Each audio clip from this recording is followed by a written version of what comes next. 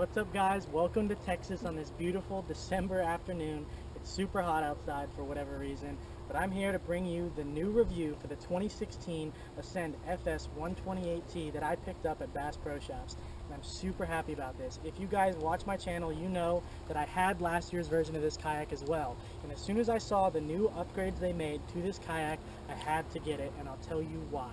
First thing I want to say though is if you haven't seen last year's review of last year's kayak, I'm going to leave a link in one of the corners, a card that you can click on to check that out. I'll also leave a link at the end of the video. You can also check out in that video the review for the FS128T from Bass Pro Shops. Now that kayak, I have 3 of those. That is a fantastic kayak. So if you want to see the review on that, I'll leave that link with the other one. It's actually the same video. But this year's 2016 FS12T is exactly the same as last year. So if you're looking for a review on this year's FS12T, you can also click on that one because it's going to be the same thing. The only thing different this year is they have some new colors. They have a neon green color, which I know a lot of people are probably going to like, and they have some kind of different colors. But I'm going to start with the FS128T and some of the upgrades they made. So the first thing you're going to notice about this kayak is it's a different color. This is called titanium. It's white and black. These are not on the website yet. I actually saw this at the Bass Pro store and pretty much the next day went and bought it because of the upgrades that were made. So the first thing is it's a new color. They've got a couple other new colors, so I decided to go with this one, and I'm going to go through the upgrades that they made, and they're huge. Now they did increase the price. It was $749.99 last year. Now this brand new version is $799.99, so it went up $50 from last year's version. So if you remember on last year's video, I talked about what some problems with this kayak were. And the problems that I faced were it filled with water. It does take on water. And the reason it took on water was because the storage compartments were flat level with the kayak. And what that did was that any water that got onto that flat surface would go straight into those compartments, straight into the whole of the kayak. So it took on water. And they listened and they fixed that problem. If you can see here, they actually raised the compartment height off of the bottom of the kayak. So the compartment now has about 1.5 inches above the level of the flat surface. And that's fantastic. So it's not going to take on as much water because now it's got the same kind of design as the 12T with the compartment. And the 12T did not take on near as much water as the 128T did last year. That's why I'm super happy that they took that. They took a problem with the kayak and they fixed it in the new version, and I think that's great. So that's definitely a plus. The next thing they added was the no-slip mat. Now this I am very happy with. I do a lot of sight fishing, so I'm standing in this kayak. This kayak is built to stand up and fish it. This no-slip grip is better than standing on straight plastic. If you're standing on straight plastic, when it gets wet, it can get slippery. This is not going to slip. It's a no-slip grip. Even when it gets wet, you're not going to slip.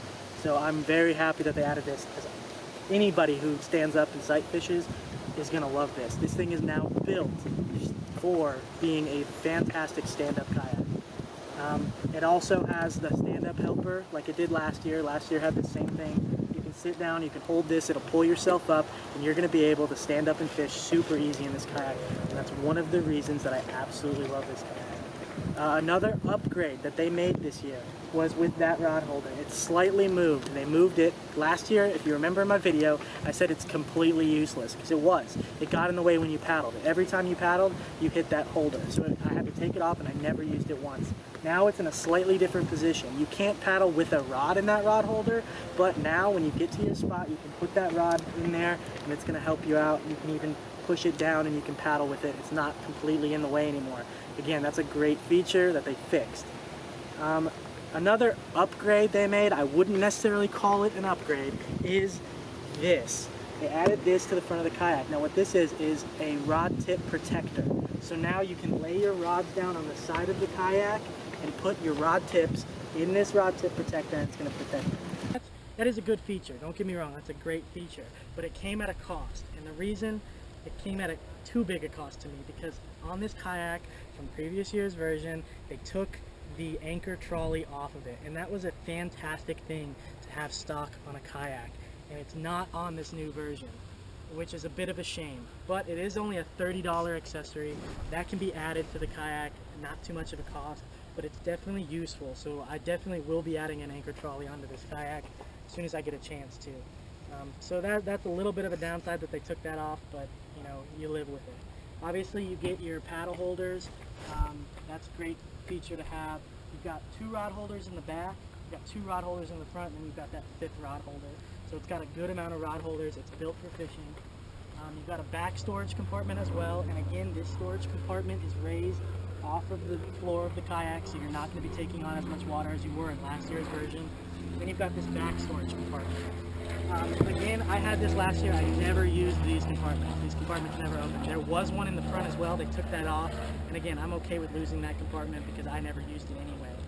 So this kayak still is heavy. It's a little bit on the heavy side. It's a little bit hard to use if you're by yourself. I can do it. It's just a little bit more difficult. It's got a really good back handle. It's got a front handle. The handles are great. You can add handles to the side if you need help with moving it, but it's not completely unusable due to its weight. I know a lot of people are scared by its weight, but honestly, it's not too bad. It is heavy, but it's not unusably heavy for one person. Next thing I want to get to is the seat. This seat is a great seat. It has 3 different levels, so you can be on your low setting, you can put it up to the middle, or you can put it up to the high. If it's windy, I'll be on the low setting. If I'm in the marsh sight fishing and I need to be high, I'll put it up high. It makes a huge difference being able to have different levels, and I really like that. It's a swivel seat. You can actually pull this lever and turn. It's very easy to turn, and that's awesome. That's a really good feature for kayak to have. Now, the one thing that I will say is this, from having this last year, this seat, if you're going to be fishing in saltwater, you need to wash this seat every single time you go out, and you need to wash it good.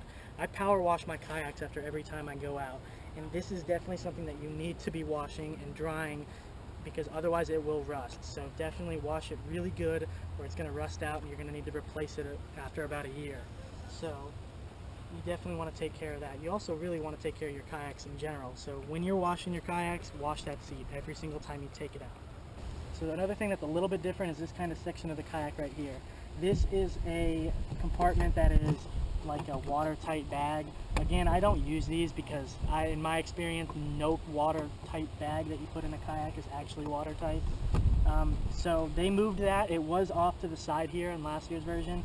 It's now right in the middle. They had a cup holder type thing where you can put baits and stuff.